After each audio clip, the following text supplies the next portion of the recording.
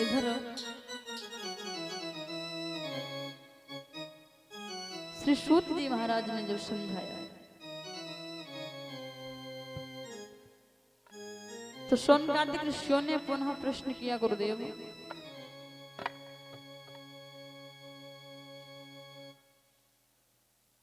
अब आप हमें ये बताइए, क्या प्रभु के नाम सुमरन करने से भविष्य बेड़ा पार हो जाता है? जवाब दिया हाँ हो जाता है। कैसे?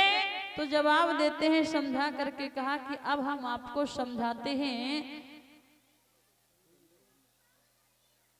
कानकुब्ज नगर के रहने वाले एक ब्राह्मण थे जिनका नाम था अजामिल।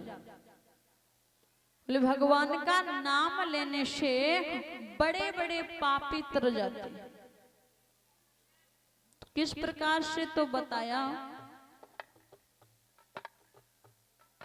बोले कानकुब्ज जिसे आजकल कन्नौज के नाम से जानते हैं, वहां के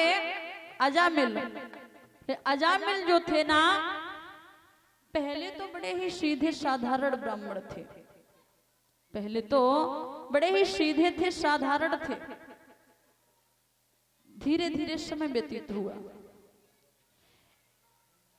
अजामिल जब कुछ बड़े हुए हैं, अजामिल पाठशाला में पढ़ने के लिए जाते हैं। एक दिन की बात है, जब अजामिल उधर से वापस आ रहे थे तो मार्ग बदल करके आते हैं। और जब मार्ग बदल गया तो अजामिल ने एक वेश्या को देखा, जो वेश्या दिखने में बड़ी ही सुंदर थी। अजामिल ने जब उस वेश्या को देखा तो अजामिल ने विचार किया, क्यों ना इस वेश्या के साथ में विवाह कर लिया जाए। क्योंकि जब मति खराब होती है ना तो कुछ समझ नहीं आता है, और जब गति खराब होने की नंबर आता है, नौबत आती है, तो मति पहले खराब हो जाती है। अजामिल प्रत्येक दिन उधर से आने जाने लगा। एक दिन अजामिल ने उस वेश्या से कहा है, बोले क्या आप हमारे साथ में विवाह करोगी? वेश्या ने जवाब दिया बिल्कुल। प्रेम पूर्वक अजामिल के साथ विवाह किया। थे तो ब्राह्मण, अब रहने लगे। जब अजामिल ब्राह्मण उस वेश्या के साथ में रहने लगे, धीरे धीरे समय व्यतीत हुआ। और एक चीज और याद रखना महाराज परीक्षित, जब व्यक्ति अकेला होता है, जब अकेला होता है तो वो आजाद रहता है, एक पंछी के समान। आदमी जब तक उसका विवाह ना हो, शादी ना हो, तब तक आजाद रहता है, पंछी के समान। जहां मन आए वहां जा सकता है, जो मर्जी आए वो खा सकता है, जहां मन आए वहां रह सकता है। और जैसे ही विवाह हो गया, और जब विवाह हुआ तो अब जिम्मेदारियां बढ़ गई, तो एक से दो हो गए। अब जब दो हो गए तो पैर हो गए चार। मतलब आदमी के तो पैर दो ही हैं, लेकिन पत्नी और आ गई तो अब जिम्मेदारी होगी तो चार, और चार पैर होते हैं जानवर के। अब आदमी की दशा हो गई जानवर की तरह। चट्टा से भट्टा लो, भट्टा से चट्टा लो, चट्टा से भट्टा लो, बस इतना ही काफी।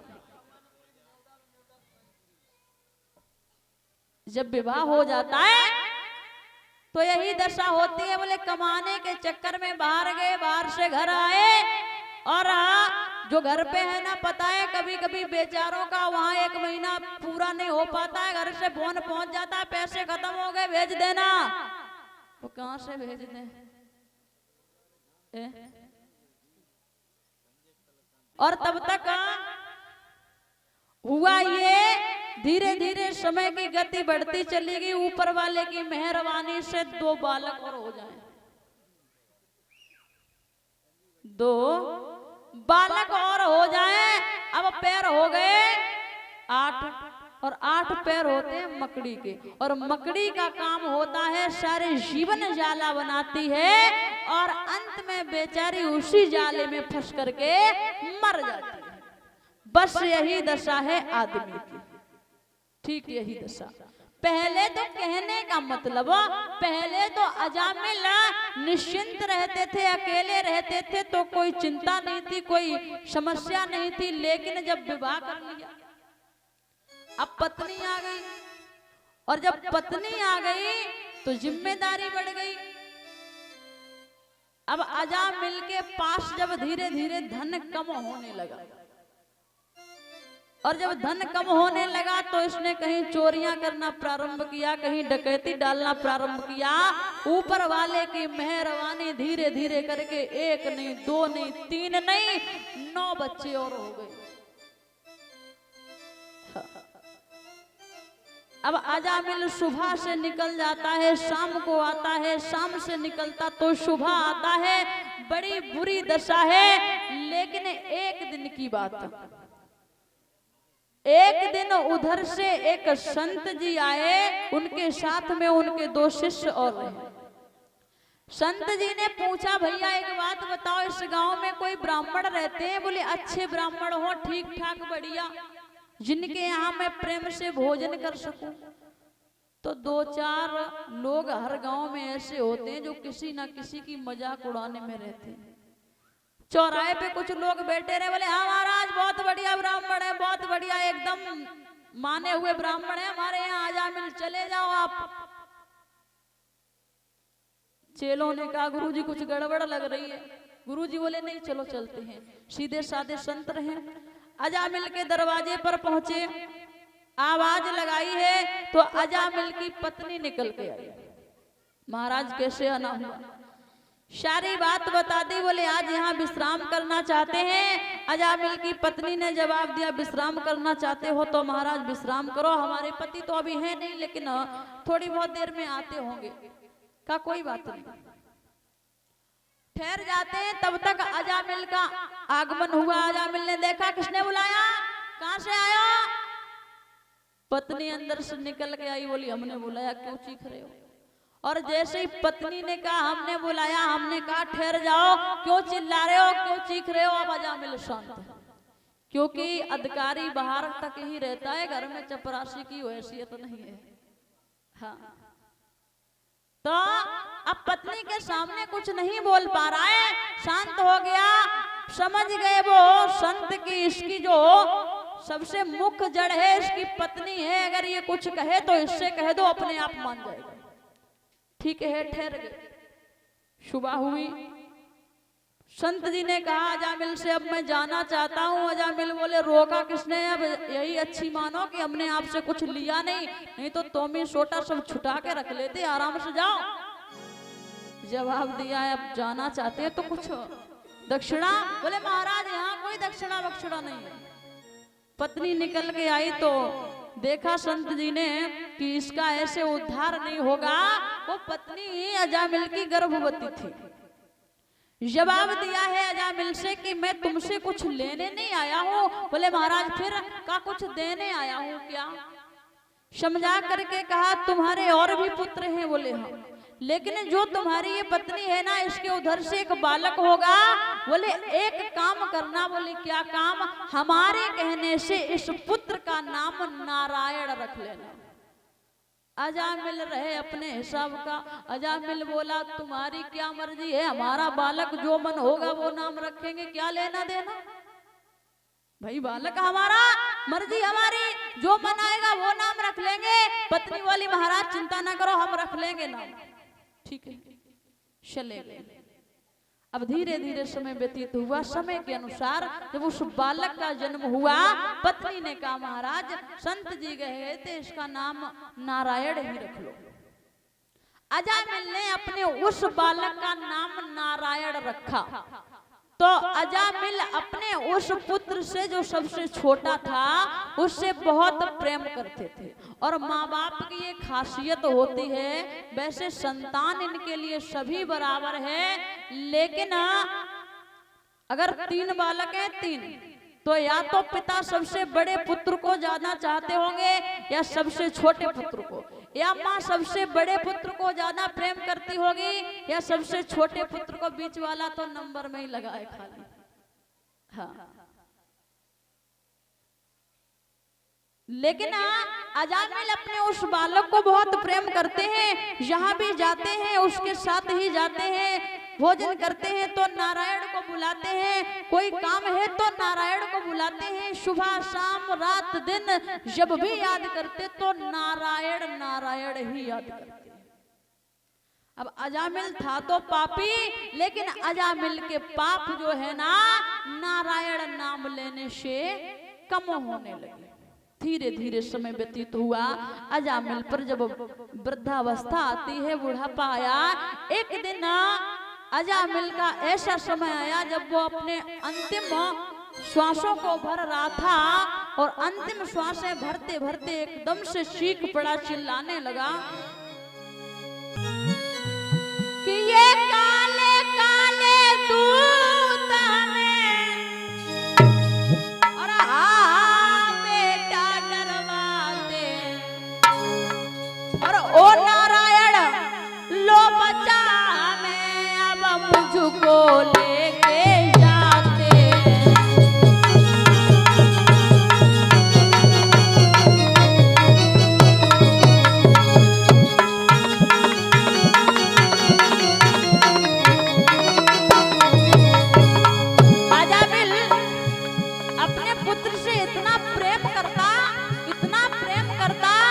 जब उसको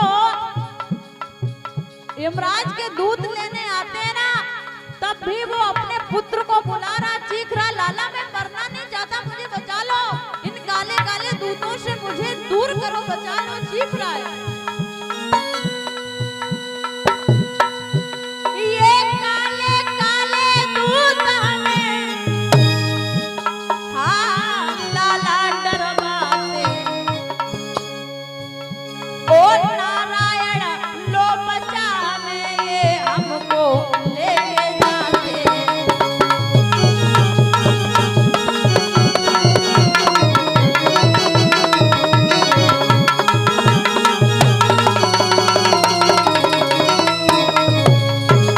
और अंत में बोला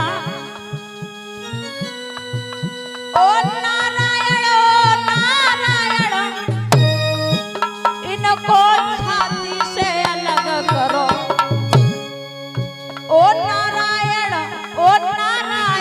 इस दीनहीन की खबर करो।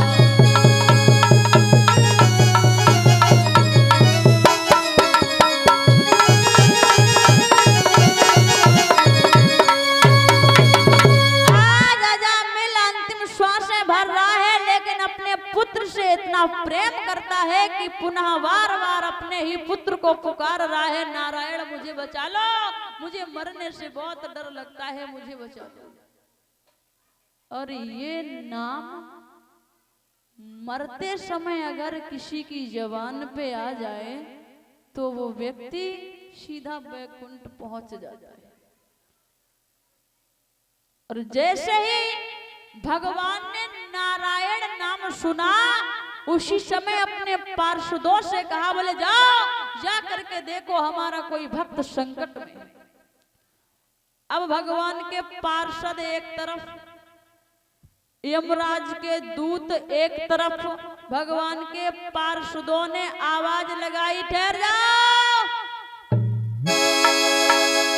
हमारे प्रभु ने आदेश दिया है, इसको हम लेके जाएंगे। अजामिल सुन रहे हैं, आपस में बातें हो रही हैं। पार्षदों ने कहा, हमारे प्रभु ने कहा इसको हम लेके जाएंगे। यमराज के दूतों ने कहा है, हमारे प्रभु ने कहा इसको हम लेके जाएंगे। क्यों? बोले अरे ये बहुत बड़ा अत्याचारी है। भगवान के पार्षद बोले हैं, क्या करे, अत्याचारी है? अरे इसके लिए तो प्रभु ने मुझे स्वयं भेजा, आप कह रहे ये अत्याचारी है, इसको हम लेके जाएंगे। पार्षद कह रहे हम ले जाएंगे, दूत कह रहे हम ले जाएंगे। बोले ठहर जाओ जरा, अब विचार करें फिर बताते। फिर पहुंच गए पार्षद लौट करके, प्रभु यमराज के दूत कह रहे वो अत्याचारी है, दुराचारी है, और आप कह रहे उसे लेकर के आओ, वो हमारा भक्त है। भगवान ने कहा वापस जाओ और उनसे कह देना कि आप वापस चले जाओ, ये दुराचारी है नहीं था, पहले था, लेकिन अंत समय में इसने भगवान का नाम लिया, इसने मुझे पुकारा, तो अंत समय जिसका सुधर गया उसका पूरा जीवन सुधर गया। अब ये हमारा भक्त है, इसको लेकर के नहीं आना, बोले अभी छोड़ करके आओ। उसी समय जब आ करके कहा गया तो यमराज के दूतों ने सुना है तो वापस लौट जाते हैं। यमराज आते हैं, यमराज ने कहा महाराज ऐसा क्यों किया? भगवान ने कहा इसलिए किया क्योंकि इसने अंत समय में हमारा नाम लिया। बोले महाराज गलत फहमी में मत रहो, इसने नाम तुम्हारा नहीं लिया, इसने नाम अपने पुत्र का लिया। बोले किसी भी प्रकार से लिया हो, लेकिन करुण भरी पुकार में इसने नाम हमारा लिया। इसने किसी भी प्रकार से लिया, पर अंत समय में हमारा नाम लिया, इसलिए आप नहीं, ये हमारी शरणागति जाएगा।